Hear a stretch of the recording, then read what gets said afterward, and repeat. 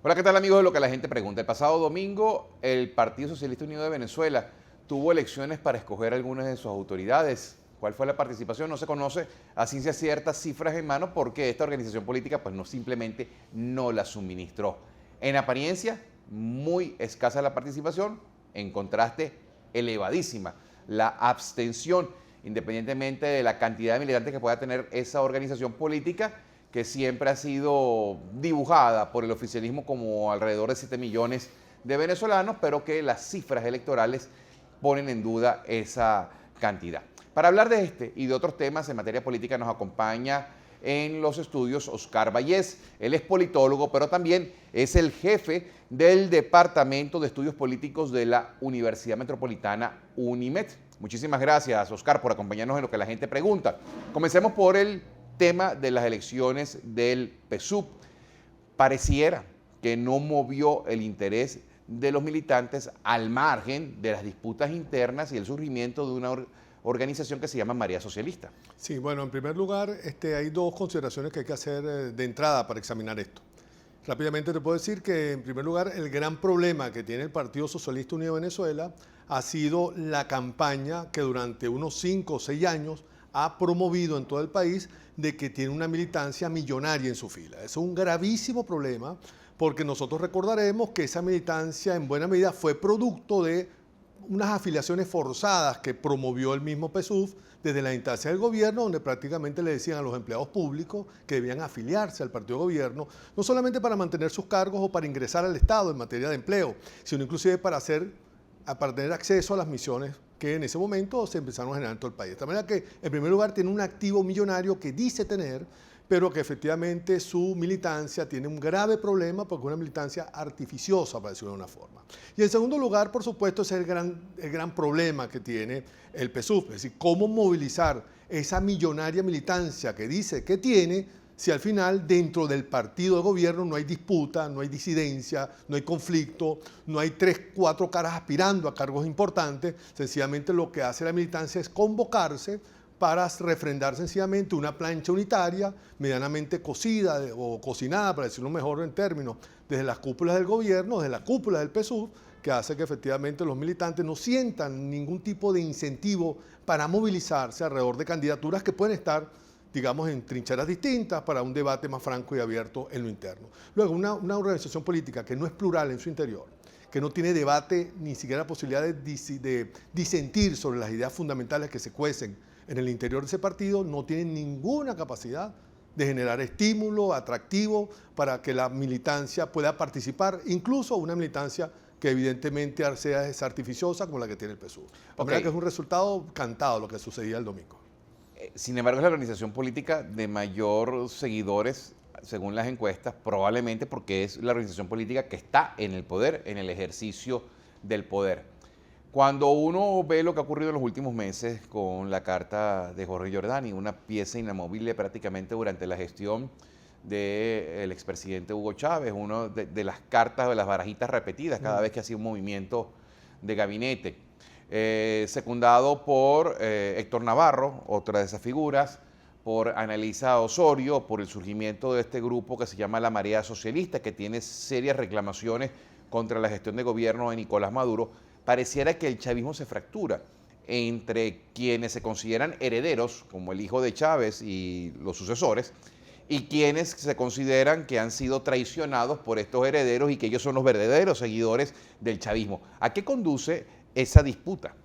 Bueno, yo voy a decir algo aquí, a lo mejor que no sé si se ha dicho en otras latitudes, o tú que entrevistas a tanta gente importante en este programa, pero realmente es sorprendente de cómo el Partido Socialista Unido de Venezuela, después de la desaparición física del presidente Chávez, no tenga unas mayores divisiones internas.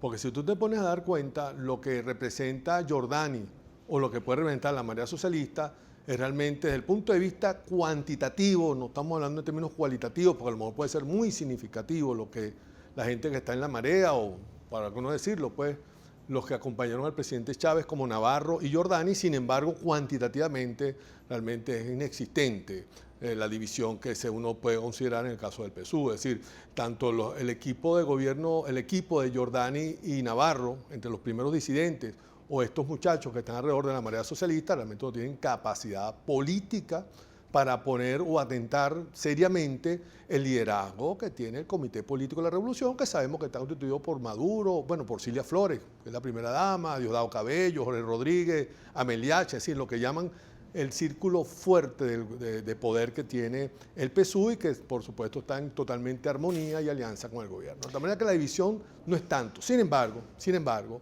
no cabe duda también de que al margen de estas consideraciones de la marea socialista y estas expresiones que hemos tenido de algunas personalidades, caramba, se oyen efectivamente que en las bases socialistas, esto es, en las bases del interior, sobre todo en la provincia, hay un descontento importante con respecto a la gestión de gobierno, que el partido de gobierno y sobre todo el gobierno no debería desconocer. Porque una cosa es que una encuesta parezca que el Partido Socialista Unido de Venezuela o que el gobierno tenga una popularidad todavía importante de 40, 45 puntos en algunas encuestas.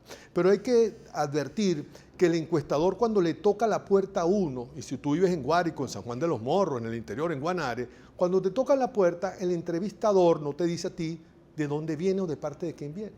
Entonces el encuestado no sabe si el encuestador que está en su puerta está haciendo una encuesta para el gobierno o para quién es la encuesta. De tal manera que la gente juega seguro. Es preferible que la gente diga en el interior, yo estoy con el gobierno porque juega seguro, porque si es de la oposición efectivamente no tiene ningún tipo de castigo posterior.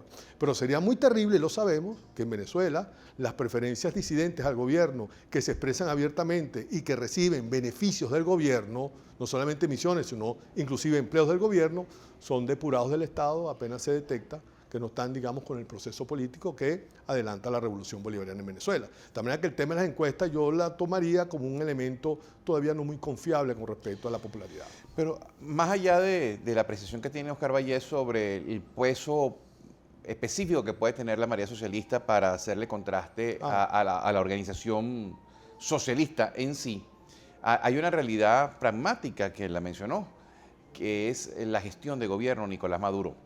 Bien porque es el resultado obvio de lo que era la gestión ineficiente de Hugo Chávez Frías, dilapidando todos los recursos, bien porque la coyuntura petrolera pues ha llevado a una merma en los ingresos, bien porque el país está endeudado y entonces la mayor cantidad de dinero se va en pagar las deudas, bien porque es ineficiente el gobierno, por lo que sea, hay una mala calidad de vida que se refleja en la inflación, que se refleja en la escasez y que por supuesto rebota en la inseguridad. Entonces esto lleva a que el ciudadano común y corriente, sea del PSUV o no sea del PSUV, se vea retratado en un malestar hacia el gobierno que de alguna manera sí puede causar mella en lo que es la fuerza del gobierno. Sí, indudablemente, digamos que, vamos a decir en estos términos, el gran reto del gobierno, si es que tiene alguno todavía que hacer desde el punto de vista político, es evitar que la creciente demanda de servicios, de calidad de vida, es decir, efectivamente de crisis que se está generando en términos de legitimidad y de respaldo y de apoyo en sus propias filas, pueda articularse y organizarse políticamente. Ese es el gran reto del gobierno. El gobierno tiene la capacidad, digámoslo así, puede tener algún tipo de margen de maniobra mientras el disgusto interno no logre articularse organizadamente, porque ahí sí empieza a mermar muchísimo su capacidad de gestión interna. Pero por el otro lado también sabemos que la revolución bolivariana es una revolución sumamente cara, es costosísima la revolución bolivariana. O sea, si una vez Arturo Pietri señaló que el pacto de Punto Fijo y el Estado que surgía del 58 se había tragado, no sé si se acuerdan la gente, me perdonan la expresión esta tan gruesa que dije de tragarse, pero se había tragado un plan Marshall que lo decía 30 veces, no sé si se recordarán las personas que vieron a Arturo Uslar. Bueno, esta revolución bolivariana tiene un costo enorme, o sea, lo que ha costado la revolución, digamos, instaurar la revolución con todas sus fallas, sus defectos, sus déficits de gestión y de éxito público, es sumamente costoso. Luego, desde este punto de vista, esta es una revolución que tiene sencillamente los días contados. ¿En términos cuáles? Y me perdonan esto, que nos dicen que estoy conspirando contra el gobierno con los días contados, pero tiene los días contados en la medida que tiene muy poco margen para poder manejarse aún sin abrir abiertamente, con todas las compuertas posibles, una estrategia de represión en Venezuela. Eso es lo que le queda al gobierno. Pero ya es represivo. No, mira, ojalá si fuera represión, a lo mejor no estuviéramos aquí. Estoy hablando de una represión abierta, franca y, digámoslo así, pública, pues. Es decir, que no haya posibilidad incluso de que medie las medidas judiciales para ejercer la represión. Eso es lo que nos falta solamente de parte del gobierno. Ahora, dice Oscar Vallés que los días están contados, pero previo a comenzar esta conversación, me decía que no veía a Nicolás Maduro saliendo del gobierno antes, o al régimen saliendo del gobierno antes de las elecciones del 2019. Los días están contados para que el gobierno asuma la estrategia represiva ya como una política de Estado abierta. Es decir, nosotros estamos ahorita viviendo algo así como una especie de ensueño democrático, entre comillas. ¿Qué significa ensueño democrático? Bueno, tú ves a la oposición que está soñando con las elecciones parlamentarias, está trabajando en pos de eso. La Asamblea Nacional está distraída, eligiendo los rectores a través de un comité de postulaciones. Está la voluntad popular pidiendo firmas para una constituyente. Hay algunos medios que todavía tienen algunos espacios, ya sean como estos, a nivel del internet, y otros que tienen todavía alguna señal por cable. Es decir, todavía hay una especie de ficción democrática, plural, abierta, entre comillas, digamos, tolerante en Venezuela. Cuando digo tolerante es una ficción porque sabemos que de fondo, cuando el gobierno deja de ser tolerante, lo es de una manera muy clara y firme. Cuando el gobierno quiere ser represivo, lo es de una manera muy clara y firme. Cuando el gobierno quiere atropellar protestas estudiantiles, lo hace de una manera abierta, clara y hasta brutalmente firme. Pero una cosa es esa, que el gobierno actúe de esa manera intermitentemente, cuando hay coyunturas que lo exigen, y otra cosa es que el gobierno lo haga permanentemente, continuamente, como política de gestión y de gobierno, es decir, pero como forma de gobernar. ¿se atreverá el gobierno cuando ahí sería prácticamente confeso ante la comunidad internacional que es un gobierno autoritario y para ellos es muy importante lavarse la cara diciendo que no son autoritarios? Ahí está. Esos son los días contados que yo tengo, no de salida del gobierno, sino los días contados del gobierno de seguir manejando el país como lo sigue manejando, con una oposición que le genera conflictos y problemas, con factores disidentes en la Asamblea Nacional, con gobernaciones y alcaldías que no están en sus manos. O sea, la pregunta es, ¿hasta dónde el gobierno tiene la posibilidad de seguir financiándose con esos factores de disidencia, que son los únicos factores que pueden, como te decía anteriormente, articular, organizar ¿cómo podríamos decir? Ese descontento que día a día se va generando en la sociedad venezolana? Ahora, para algunos de nuestros televidentes, evidentemente le puede resultar muy antipático que, según Oscar Vallés, el gobierno no tenga los días contados en cuanto a gestión de gobierno. Sí, es antipático, pero ¿qué vamos a hacer? En virtud de qué insumos concluye Oscar Vallés que el gobierno permanece en el poder cuando se ve tan débil como en cuanto a la eficiencia de gobernar. Bueno, fíjate, y cuando me refiero a gobierno no me refiero a este gobierno, o sea, no me estoy refiriendo a Maduro como presidente, digámoslo así, Elías Agua como canciller, perdón, Ramírez como canciller, etcétera. Me estoy refiriendo al proyecto, a la revolución bolivariana. ¿Sí?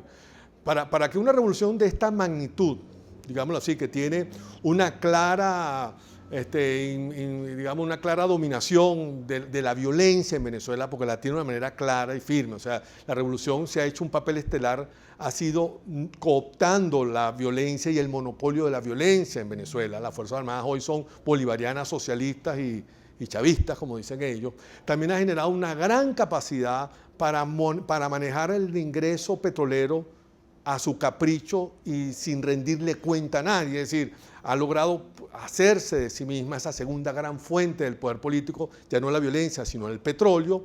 Y en tercer lugar, ha hecho pues una estrategia que la hemos visto todos, porque es una cosa evidentemente más pública y notoria que el manejo dentro de la Fuerza Armada y el manejo de la factura petrolera, lo que ha hecho el gobierno también con la tercera fuente del poder político importante en Venezuela, como es los medios de comunicación.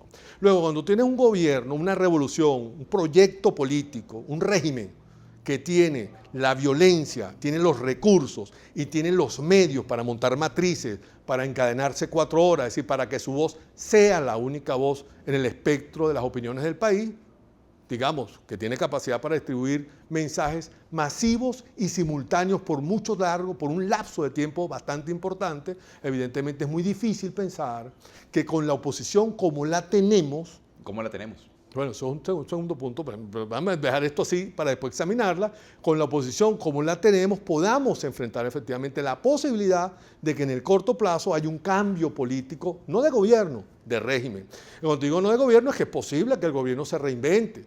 A lo mejor es posible que la revolución, para no perder preeminencia política en los factores militares o en los factores que juegan alrededor del ingreso y la explotación petrolera y que tengan capacidad incluso de mantener la cuarta fuente del poder político en Venezuela, que es el respaldo popular, es posible que la revolución se reinvente.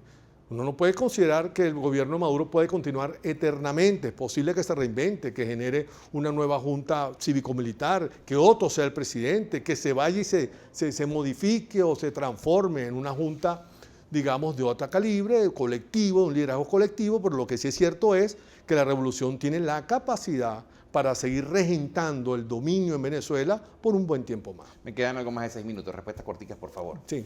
¿Cómo está la oposición para que no pueda hacer contrastes según la visión de Oscar Vallés y cambiar al gobierno por ella? Bueno, vamos a sacarlo por cuenta. La única fuente del poder que puede disputar la oposición no es la violencia.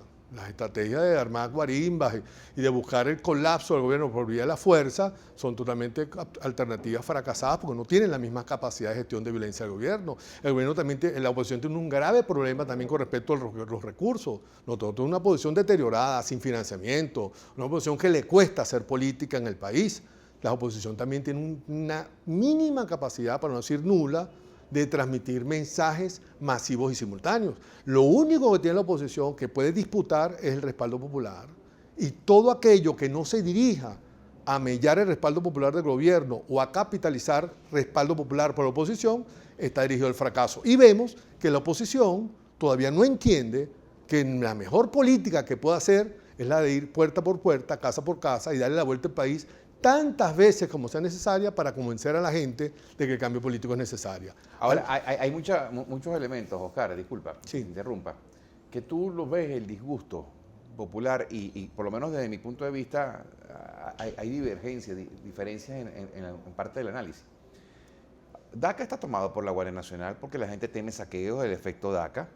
O sea, hay una escasez importante, hay una inflación grosera, insoportable para el bolsillo del común de los ciudadanos, y de otro lado hay una burla hacia el país. Hay un presidente que te dice voy a crear un comando anticorrupción porque hay que acabar con la corrupción y te habla paja, discúlpame la expresión, pero sí, paja sí. de la corrupción, Sí. y tienes a una de las grandes figuras de este gobierno que es Elías Agua viajando con su niñera Exacto. en colitas de PDVSA. Ajá. Entonces, uno siente la ebullición de la gente, del ciudadano común y corriente en la calle, caliente, por no decir arrecho. Claro, ¿cuál es el gran drama que tienen los venezolanos? El gran drama que creo que tenemos aquí es que todos los venezolanos estamos en cierta manera sentidos con lo que está pasando con la cosa pública, para ponerlo así, sentidos con la cosa pública, pero todo el mundo está esperando que alguien haga algo. Ese es el gran drama nuestro. Mientras la ciudadanía esté esperando que alguien haga algo que no es él, mira, muy difícil. Yo creo que uno de los grandes éxitos que ha tenido la revolución bolivariana es convencer a cada uno de los venezolanos de que frente a la revolución no hay nada que hacer. Ese grito de no volverán, de que jamás van a volver, de que se bajen de ese sueño, mira, yo creo que es algo que ha mellado muchísimo, muy, muy hondo en los venezolanos. Pero Oscar, si fuéramos así de radicales, nunca habrían salido a DICOP del poder. Tenían el 98% del respaldo popular y controlaban todo. Y hoy en día son nulos. Sí, pero acuérdate que tuvimos 10 años, y esto es interesante, te agradezco la pregunta, tuvimos más o menos desde el 82 al 92 en una campaña despiadada contra los partidos políticos. Cuando los partidos políticos gobernaban Venezuela, es decir, la partidocracia de la Guanábana, ¿qué era la Fuerza Armada? Era una Fuerza Armada. O sea, la fuente del poder político, que es violencia, estaba en buena medida autónoma independientemente, relativamente manejada por los partidos, pero tenía cierta autonomía e independencia funcional. E incluso era, digamos, garante del arbitraje electoral en Venezuela.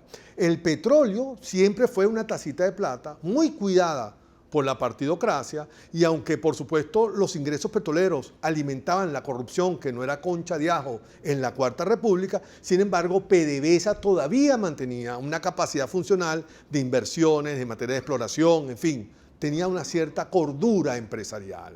Los medios de comunicación, que fueron la postre del 80-90, los medios de comunicación eran autónomos e independientes. Nadie podrá olvidar las extraordinarias campañas que desde los canales de señal abierta se hacían contra los partidos políticos. No menciono algunas anclas para que, ¿sabes? No se me note mal, pero habían anclas que abiertamente hablaban mal de los partidos políticos y fue una campaña despiadada tanto que en el 92, cuando se dio el golpe de Estado, Causa R convocó un cacerolazo y de verdad, con muchísimo respeto de aquellos que tocan cacerolas todavía en Venezuela, nunca un cacerolazo tan formidable como el del 5 de febrero del 92. De tal manera que ese punto de vista, si bien la partidocracia hizo en buena medida lo que le dio la gana durante los primeros 30, 35 años, sin embargo, estos resortes del poder político, estas patas que ponen el tablero político en su lugar, como es violencia, ingresos, recursos, pues, petroleros, medio de comunicación y respaldo popular,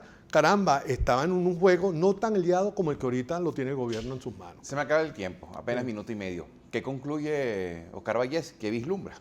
Bueno, lo que vislumbro a corto plazo, y más que vislumbro, espero a corto plazo de que la oposición entienda efectivamente que en sus manos está la posibilidad de capitalizar este descontento y que la única forma de hacerlo es con humildad, con conciliación, con reconciliación, con reconocimiento de aquellos liderazgos que realmente valen la pena reconocer y entender efectivamente que mucho más allá de las apetencias personales que puedan tener algunos líderes opositores, está en juego la paz pública y por supuesto el futuro del país. Y si ello ocurre, ¿en qué plazo ve un país diferente? Si nosotros hacemos a partir de hoy mismo lo que hay que hacer a nivel de la oposición para poder rescatar el proyecto político alternativo a la revolución y mañana lo hacemos mejor y pasado mejor, es posible, solo posible, nunca para un referendo revocatorio, pero sí es posible en el sentido del hilo constitucional tener una opción real de poder